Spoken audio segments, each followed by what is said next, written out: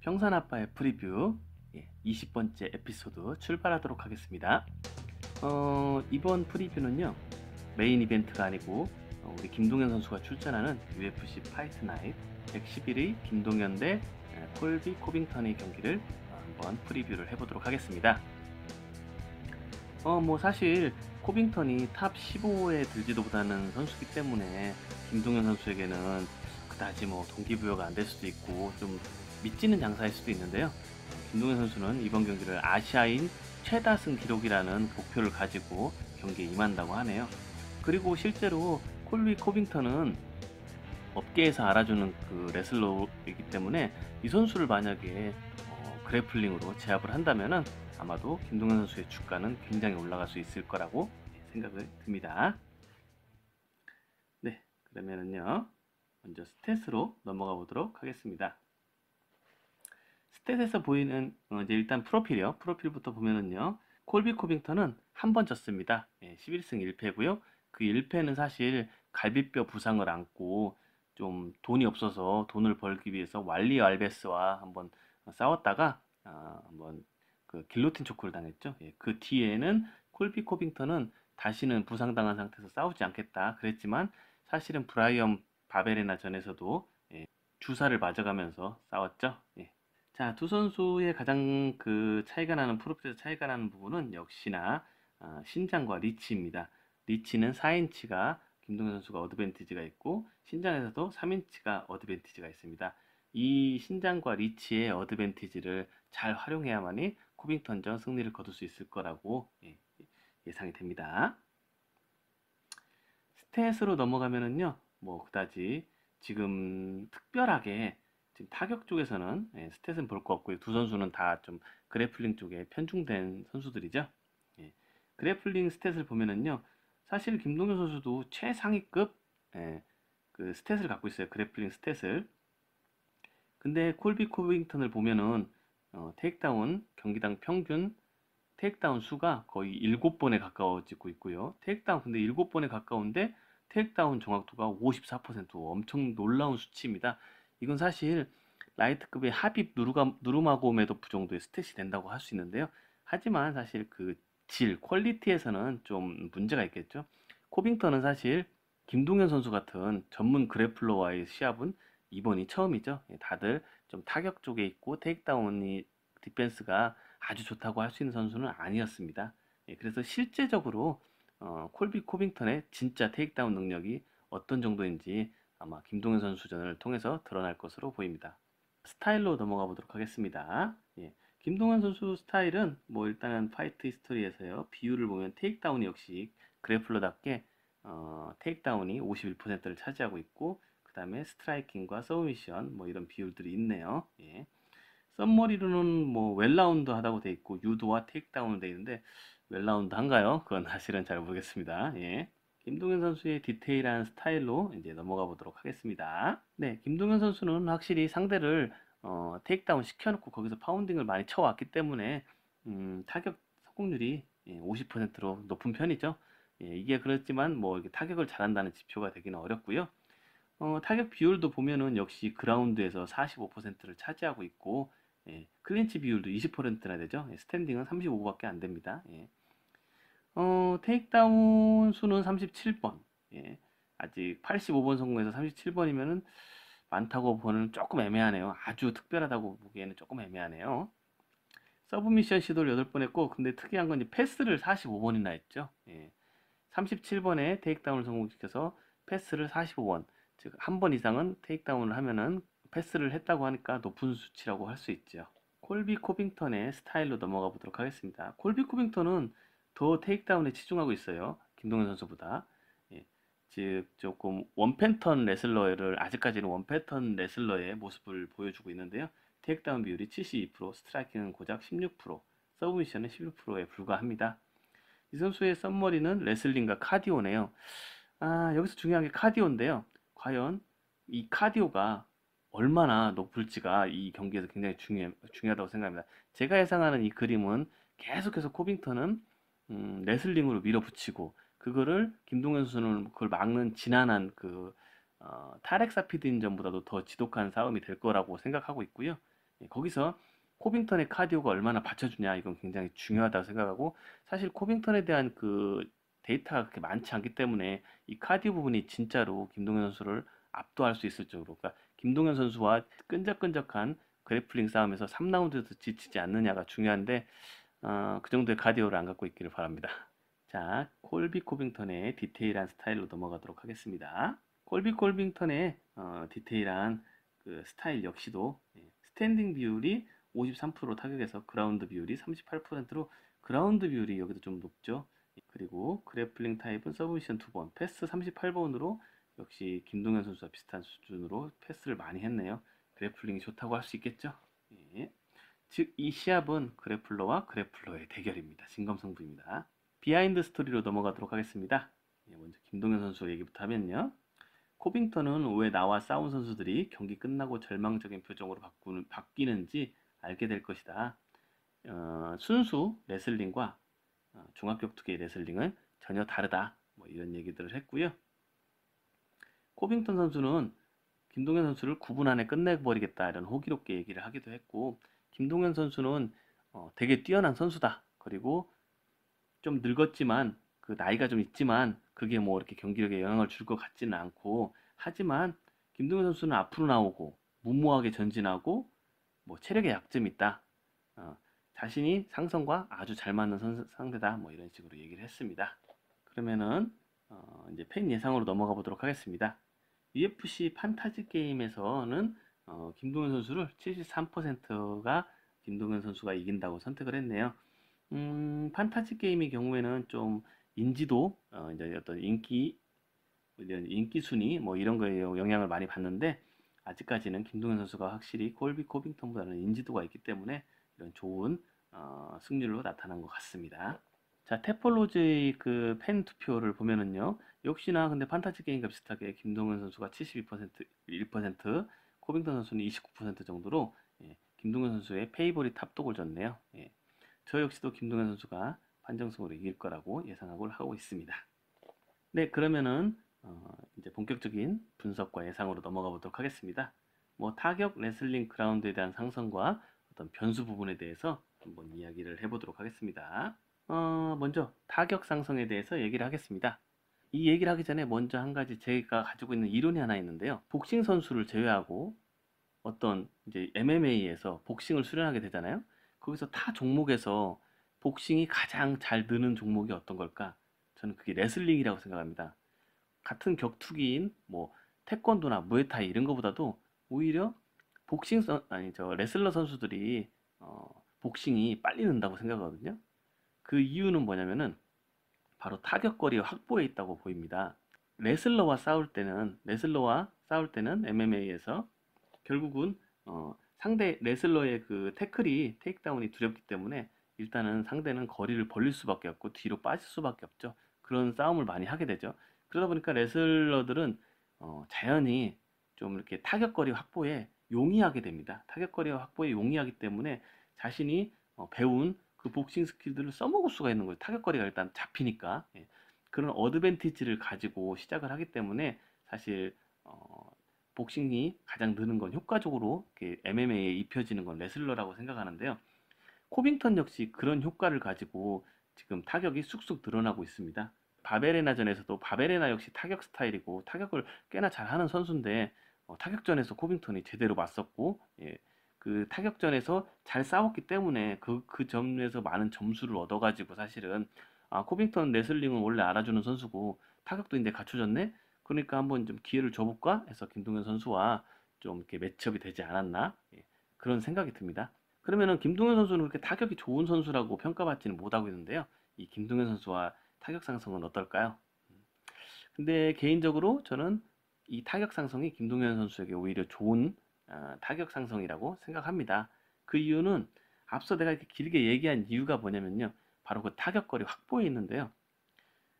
지금까지 코빙턴을 상대한 선수는 코빙턴의 레슬링, 테이크다운이 두렵기 때문에 먼저 본인이 뒤로 빠져서 카운터를 치려고 노력을 했습니다.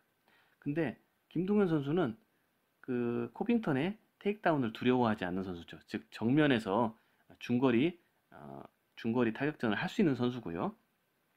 두 번째로는 코빙턴과 같은 사우스포라는 점입니다. 그리고 세 번째는 사우스포인데 장신의 리치가 긴 사우스포라는 점이죠. 예. 이 점은 결국은 코빙턴이 정면에 서서 김동현 선수의 긴 잽을 먼저 맞아야 된다는 얘기가 되고요. 결국 타격거리 확보에 어려움을 겪을 거라고 생각합니다. 물론 김동현 선수가 그다지 타격에서 유능한 선수는 아니고 자신의 김동현 선수도 마찬가지입니다. 어떤 그래플링의 아우라 그리고 거기에 더해진 긴 리치를 활용해서 타격에서 어떤 유리한 고지를 점해주는 선수긴 한데요. 그런 점에서 타격 디펜스가 타격가가 타격이 좋은 선수에게 타격 디펜스에서 문제를 드러내기도 합니다. 예.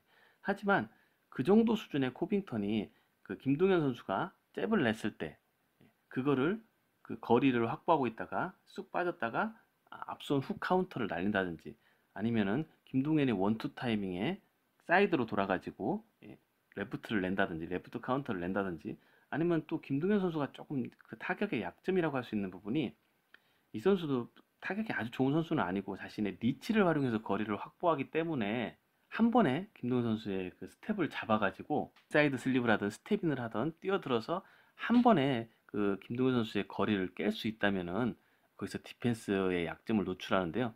그 정도의 드릴을 코빙턴은 가지고 있지 않다고 생각합니다. 자, 그러면은 GIF를 보면서 좀 설명을 해보도록 하겠습니다. 일단은 먼저 김동현 선수의 긴 앞손이죠. 보시면은 굉장히 길죠, 잽이. 그리고 확실히 거리에 어드밴티지를 가지고 있으니까 여기서 보시면 이렇게 뭐 얼굴 이렇게 상체를 세우고 있다가 갑자기 쑥 들으면서 타이밍 잡아버리면서 이런 잽을 날리죠. 이 잽에 대해서 사피디는 보시면은 이렇게 딱 맞았지만 사이드로 돌아서 반격을 할 그런 기술을 갖추고 있는데 과연 코빙턴도 이런 걸 갖추고 있냐? 아직까지는 제가 경기에서 이런 모습을 본 적은 없는 것 같습니다. 이런 이제 보시면 여기서 그래서 코빙턴이 레그킥을 차다가 타격거리가 한번 잡혔습니다. 이렇게 잡히고 나니까 그 다음에 뒤로 물러나는데 계속 타격거리가 유지되고 잽이 들어오니까 여기서 조금 고전하게 되죠. 저는 이 상황을 보고 있는데요. 이런 상황이 이렇게 코빙턴이 앞으로 밀지 못하고 계속 뒤로 빠지는 이런 상황이 강제적으로 김동현 선수에게는 그 사우스포라와 그 리치 어드밴티지 그리고 그 코빙턴 선수의 테이크다운에 개의치 않는 김동현 선수의 강한 테이크다운 디펜스 능력을 바탕으로 해서 이런 타격에서 이렇게 코빙턴을 미는 장면이 많이 나올 거라고 생각하고요. 기존의 코빙턴이라고 하면은 자, 이렇게 먼저 밀어서 타격할 땐 잘하게 된다는 거죠. 자신이 타격거리를 잡고 있으니까요. 하지만 이런 그림이 김동현 선수에게는 그렇게 많이 나올 것 같지 않다. 이렇게 예상을 합니다. 그리고 얘기한 어떤 김동현 선수의 타격의 약점을 보면은요. 1라운드는 바로 이렇게 카운터를 때리려다가 잘 안 된 사피딘이거든요. 2라운드에는 거리를 더 이렇게 정확하게 잡고 그 뒤로 빠졌다가 카운터를 치죠. 사피딘이. 좋은 앞손 훅이 있으니까 이렇게 김동현 선수가 위험한 상황이 생기는데요. 이런 앞손 훅 사피딘이 가지고 있는 사피딘도 근데 결국은 실패를 했어요. 맞추는 데는 이런 좋은 앞손 훅을 코빙턴이 갖추고 있냐? 이거에는 저는 분명히 의문이 듭니다. 자, 그런데 또 김동현이 좋아진 게 뭐냐면요. 자, 보시면은 전진 압박에서 원투를 넣죠. 리치가 기니까 당연히 상대보다 타격을 더 먼저 오프닝을 내니까 더 넣을 수 있고요. 근데 여기서 중요한 거는 김동현 선수가 굉장히 디펜스가 좋았다는 거죠. 김동현 선수는 결국 타격으로 상대를 100% 잠재우겠다는 의도가 있는 건 아니죠. 결국 붙거나 맞추면 좋고 내가 이렇게 거리를 좁혀서 압박할 수 있는 상황만 만들어도 좋은 거고 붙어서 테이크다운 시키면 더 좋고 뭐 거기서 제대로 뒷손을 맞추면 더 좋은 거고요.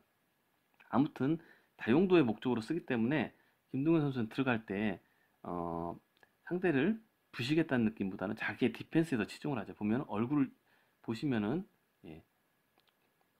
헤드 무브먼트가 좋죠. 들어올 때 고개를 제대로 숙이고 치죠.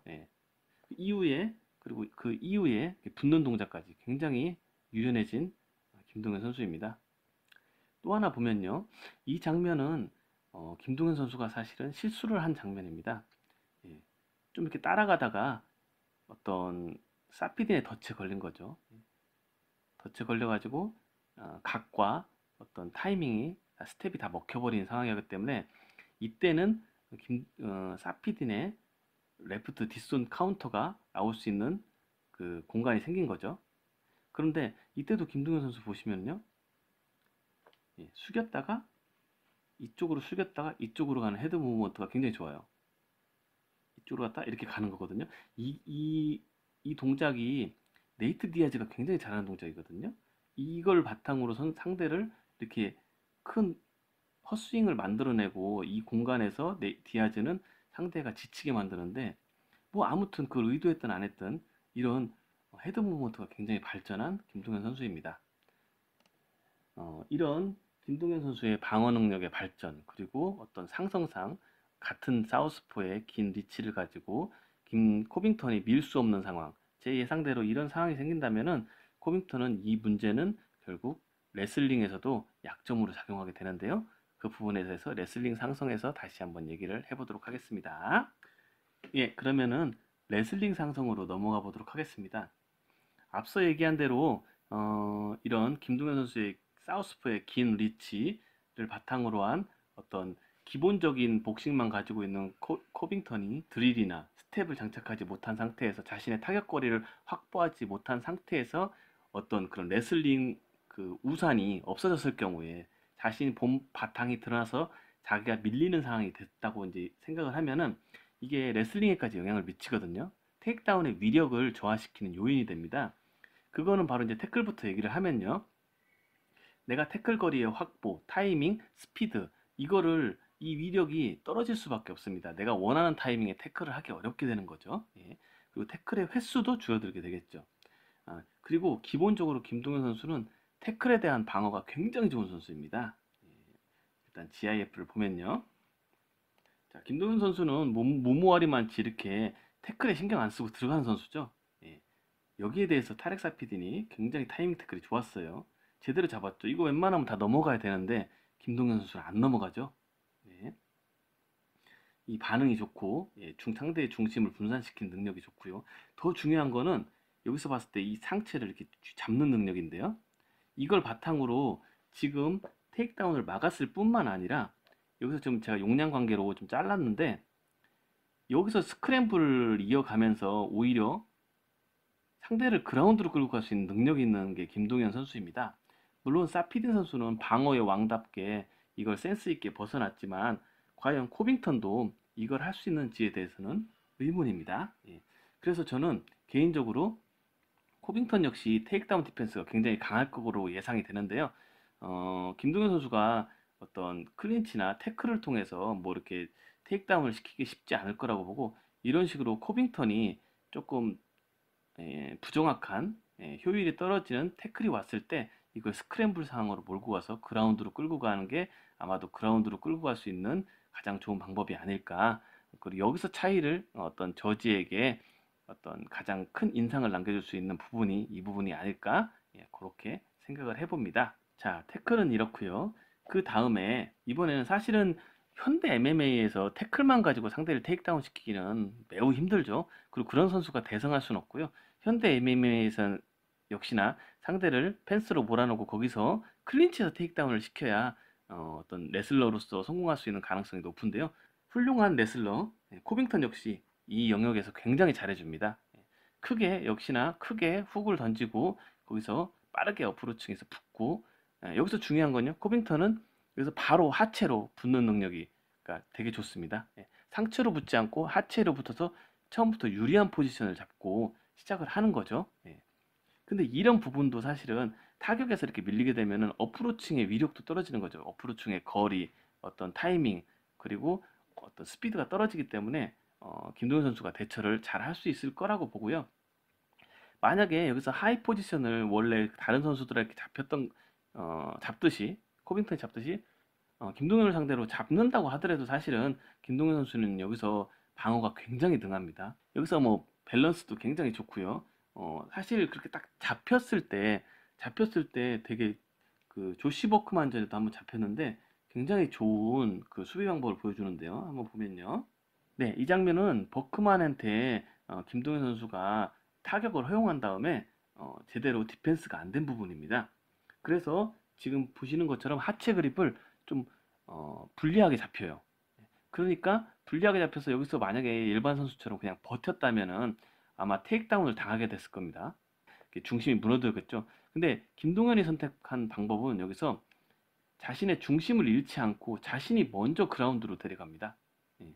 이렇게 해서 어떤 수비에 유리한 고지를 점하는 거죠. 왜 그러냐면 여기서 김동현 선수는 스크램블에 굉장히 능한 선수거든요. 실제로 이 시합에서도 이 야금야금 김동현 선수가 방어한 다음에 야금야금 먹고 들어가서 결국은 이게 크루스터픽스 자세가 돼가지고 버크만 선수가 굉장히 점수를 많이 잃게 되는 계기가 됩니다. 예.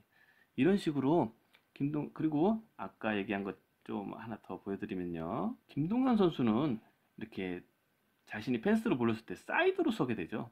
예, 특이하게. 근데 사이드로 섰을 때 구스탑손이나 보면은 맥그리거 이런 타격가들은 여기서 버티는 작업을 합니다. 그래서 사이드로 서는 거거든요. 예, 삼각형을 만들죠. 다리를 엇갈리게 하고 이거 몸을 지탱해서 삼각형을 만들면서 버티는데 김동현 선수는 특이하게도 다리가 지금 평행이 되고 한쪽 방향으로 돼 있죠. 이거 그냥 다리로 툭 찾으면 넘어가야 되거든요. 근데 김동현 선수는 밸런스가 워낙 좋아가지고 안 넘어갑니다. 안 넘어가고 이걸 공격적인 포지션으로 이게 사용을 해가지고 여기서 예, 이렇게 안 넘어가고 팔뚝 컨트롤하죠. 그 다음에 유도식 테이크다운으로 오히려 상대를 넘기는 건데요. 역시 디펜스의 왕답게 사피드는 여기서도 안 넘어가게 됐죠. 하지만 일반적으로는 다 넘어가죠. 예. 이런 식의 밸런스가 또 굉장히 좋은 또 김동현 선수입니다. 그리고 이런 식으로 좀 어프로칭의 위력이 떨어지고 그리고 어프로칭을 제대로 해도 김동현 선수가 이 부분에서 제일 잘 맞거든요. 그리고 자 보시면은 코빙턴이 바베리나를 상대했을 때 모습인데요. 자 이런 식으로 잡았을 때 중심을 흔들었는데 바베리나가 버텼죠. 그리고 그립을 공략하면 쉽게 빠져나오는데요. 코빙턴 선수는 좀 자신이 처음에 어프로칭을 딱 해서 유리한 그립을 하체를 딱 잡지 못하고 거기서 아니면 붙어갖고 처음에 중심을 흔들어서 유리한 그립을 레벨 체인지를 하는데 실패하면은 그렇게 돼서 상대에게 그립을 잡히거나 어떤 이렇게 상체 싸움에 돌입하게 되면은 그걸 되게 싫어해요. 코빙턴은 그래서 거기서 빠져나와 버리거든요. 예. 근데 김동현 선수는 이런 상체 싸움을 오히려 본인이 불리하게 언더훅 다 파이고 오버훅을 잡으면서 상체 싸움을 하는 거에 굉장히 능한 선수죠. 사실 웰터급에서 상체 싸움에서 김동현 선수는 가장 탑 레벨에 있는 선수 중에 하나라고 보이거든요. 그렇기 때문에 만약에 코빙턴이 자신이 원하는 대로 어프로칭을 제대로 하지 못하면은 상체 싸움으로 전환이 될 테고 여기서는 아마도 김동현과 코빙턴이 가장 실력 차이가 많이 나는 그런 영역이라고 생각되고요. 이 영역에 돌입했을 때 김동현 선수가 맞잡아 보고 테이크다운으로 시키고 거기서 눌러놓을 수 있다고 판단되면은 돌려놓고 테이크다운을 시도를 할 거고 타격에서 그냥 딱 타격에서도 할 수 있겠다 뭐 이렇게 싶으면은 아마 김동현 선수가 머리 돌리고 빠져나가서 타격을 하는 그런 상황이 발생할 거라고 생각합니다. 자, 그 외에도요. 김동현 선수는 백을 잘 허용하지 않죠. 이렇게 정면에서 코빙턴이 테이크다운을 실패하더라도 워낙 뛰어난 레슬러인 코빙턴은 상대의 백을 잘 잡는데요. 백을 잘 안 잡히는 김동현 선수입니다. 이때도 팔뚝 컨트롤 예술이죠. 그리고 자, 김동현 선수가 테이크다운을 당하는 순간을 좀 보여드리면요. 테이크다운을 이렇게 당했지만 백업 능력이 굉장히 좋은 김동현 선수예요. 그래서 굉장히 잘 일어나요. 김동현 선수가 테이크다운을 아예 안 당하는 선수는 아닌데 이렇게 당하는 순간에 반응이 되게 좋아요. 그래서 여기서 백업하는 능력이 굉장히 좋은 김동현 선수고요. 또 좀 예상치 못한 순간적인 테이크다운에 김동현이 좀 당할 수 있는데 이런 식으로 힘으로 밀고 가서 뭔가를 해보려고 하면요. 여기서 김동현 선수는 펜스에서 돌려내는 능력이 굉장히 좋습니다. 예, 바로 이 손싸움이 굉장히 좋기 때문이죠. 예, 여기서도 이쪽 어깨를 제압하고 언더훅 파고 자연스럽게 돌리죠. 그러니까 여기서 사피딘이 머리를 절레절레 흔들죠. 질린다고. 예. 김동현 선수는 클린치 방어 능력이 굉장히 좋은 선수고요. 클린치 공격 능력도 굉장히 좋은 선수입니다. 자, 이런 식으로 레슬링 상성에서도 사실 코빙턴한테 밀릴 게 별로 없어요. 예. 코빙턴이 김동현 선수가 코빙턴을 테이크다운 시킬 수 있느냐 이 부분은 사실은 좀 미지수이고 이렇게 NCAA 올 아메리칸 출신으로 이 종합 무대에 와서도 테이크다운을 굉장히 잘하는 선수들은 거의 100이면 100 다 테이크다운 디펜스도 굉장히 강했거든요. 코빙턴 역시도 테이크다운 디펜스를 해본 경험이 없기 때문에 상대가 테이크다운 안 하니까 해본 경험이 없기 때문에 이 선수의 테이크다운 디펜스 수준이 어느 정도인지 알 수 없지만 분명히 테이크다운이 강하고 김동현 선수가 쉽게 테이크다운을 시키지 못할 거라고는 예상이 되고 있습니다. 예. 하지만 아까 얘기한 것처럼 이렇게 계속 김동현 선수 역시도 코빙턴의 그런 레슬링을 막을 능력이 충분히 된다고 보이고요. 아까 예상한 것처럼 계속 막다 보면은 결국 코빙턴은 지치기도 할 테지만 어떤 불안한 타이밍에 테이크다운을 시도를 할 거고 이때를 노려서 김동현 선수는 스크램블 영역으로 가서 아마 그라운드로 끌고 가서 점수를 얻어야 되지 않을까 생각하고요. 그런 모습이 아마도 이런 모습이 되지 않을까 싶어요. 자, 보시면 김동현 선수 스크램블 굉장히 강한 선수거든요. 탑 레벨이에요. 예, 웰터급에서. 예, 이 상황을 보시면은 자, 이게 결국 스크램블 상황에서 일어났지 뭐 타렉 사피든을 김동현 선수가 테이크다운 시키고 눌러놓는데 사실은 실패했거든요. 예, 이렇게 스크램블 영역에서 이렇게 눌러놔야 된다고 봅니다. 이게 기회라고 보고 있습니다. 예, 그라운드 영역으로 넘어가 보도록 하겠습니다. 먼저 그라운드가 탑에 그럴 일은 별로 가능성이 없을 것 같고 없었으면 좋겠지만 그라운드에서 코빙턴이 탑을 차지하는 상황을 예상해 보죠. 그라운드에서 코빙턴은 좀 약간 올드한 스타일로 싸웁니다. 뭐랄까 레슬링에 굉장히 의존도가 높은 선수이고요. 아직까지는 종합적으로라기보다는 레슬링 의존도가 높다고 보이고요. 그래서 상대를 그립을 단단하게 잡고 자신의 체중을 눌러갖고 그 레슬링에서 보여주는 좋은 중심 이동을 바탕으로 상대를 눌러놓고 파운딩을 치는데요. 이때 그립을 굉장히 집착해요. 예, 그립을 잡고 눌러놓는 시도를 많이 하기 때문에 이 그립을 기무라로 잡혔을 때 상대가 기무라로 어택을 했을 때 굉장히 뒤집어지는 경우가 많이 있거든요. 좀 이렇게 굉장히 하이 레벨 그래플러라고 하기에는 좀 어이없을 정도로 좀 기무라 그립에 약한 부분인데요. 그거는 다른 것보다 레슬링에 의존해서 그립을 단단하게 잡고 눌러놓으려고 하는 성향 때문인 것으로 보입니다. 자, 보시면은요. 이런 장면을 종종 보여주는데요. 예, 이렇게 기무라에 그냥 넘어가 버리는 경우가 종종 있습니다. 그래서 뭐 글쎄 김동현 선수는 백업 능력도 좋고 사실 근데 김동현 선수도 그라운드 등에 대고 누워본 적이 없기 때문에 뭐 어떻게 이스케이프 하는지 잘 모르겠지만 잘 하지 않을까요? 예, 그냥 그렇게 생각하고요. 예상해 볼 수 있는 건 이런 기무라를 통해서 나올 수도 있겠죠. 이런 부분을 참고하고 있겠죠. 김동현 선수도. 예. 그리고요. 코빙턴 선수는 테이크다운을 당한 적이 없기 때문에 사실 그 등대고 누워본 적도 거의 없거든요. 근데 한번 역시나 마찬가지인데 마이크 파일 전에 이렇게 기무라 수입으로 완전히 이렇게 마운트 포지션까지 내줘버려요. 예. 이때 근데 대처가 이때도 역시나 레슬링에서 보여주는 어떤 브릿지식으로 튕겨서 나오려고만 할 뿐이지 어떤 다른 모습은 보여주지 못했거든요. 그리고 이 이후에 자 이렇게 튕겨서 나오려고 하다가 백 잡혔죠. 여기서 굉장히 그 RNC를 거의 잡혀요. 잡히는데 그걸 또 힘으로 또 탄력과 힘으로 풀어내긴 하는데 그게 이 선수의 또 운동 능력이라고 할 수 있는데 뭐 김동현 선수는 맴이라고 불리죠. 예. 김동현 선수의 뭐 탑 컨트롤 능력은 최고고 마이클 파일보다도 더 위력적이라고 생각을 합니다. 그래서 그라운드 상성에서도 김동현 선수가 전혀 밀릴 게 없다. 예, 오히려 그라운드 진입하면 김동현이 유리하지 않을까. 예, 그렇게 생각을 하고요. 마지막 부분으로 또 하나를 얘기를 해보면요. 변수인데요. 변수라고 하기보다는 콜비 코빙턴 선수가 김동현 선수에 대해서 앞으로 전진하고 무모하게 전진하고 체력이 약하다. 그래갖고 내가 상성이 좋다라고 얘기한 부분이 있습니다. 그 부분에 대한 얘기를 하려고 합니다. 실제로 김동현 선수는 UFC 데뷔 초반 1, 2라운드 잘 싸우고 3라운드 체력이 쭉 빠지면서 서바이벌 모드로 2대1 판정승하는 경우가 많았죠. 그래서 김동현 선수에 대해서 체력이 약한 거 아니냐? 아니, 체력이 약한 거 아니냐가 아니고 체력이 이 선수는 약하다 이렇게 평가를 받았고요. 근데 언제죠? 마카오 대회에서 파울로 티아고를 상대로 3라운드 너무 쌩쌩하게 일방적으로 이기면서 잘 싸웠잖아요. 그러면서 그때 또 한 게, 아, 이거는 좀 컨디션이 좋은 아시아 쪽으로 와서 그런 게 아니냐. 이런 평가를 받았죠. 근데 그 뒤로 사실은 김동현 선수가 체력의 약점을 보인 적은 없습니다. 물론 3라운드 체력이 현격히 떨어지는 경우는 많이 있었어요. 근데 그거는 어떤 1라운드부터 하이페이스를 유지했기 때문에 그런 거고, 상대도 그만큼 체력이 떨어졌죠. 그러니까 상대보다 이렇게 차이가 나는, 체력적인 차이가 나는 건 초반 맷 브라운하고 네이트 디아즈전밖에 없었던 걸로 기억하는데요. 근데 지금 와서 생각해 보면은 그때는 맷 브라운이 그냥 무명이었지만, 미들커터 수준도 안 된다고 생각한 무명이었지만, 지금 와서 생각하면 네이트 디아즈, 맷 브라운 이 선수들한테 그렇게 싸운 게 신기할 정도로 체력이 나쁘지 않았던 거죠. 예. 그 선수들이 워낙 체력이 좋은 선수들이잖아요. 예. 그런 면에서 김동현 선수가 체력이 뭐 좋다 이렇게 얘기하기는 뭐 그렇지만, 체력이 중간보다 밑에다, 체력의 약점이라고 보기에는 지금 와서는 좀 어렵지 않나? 예, 그런 생각을 하고요.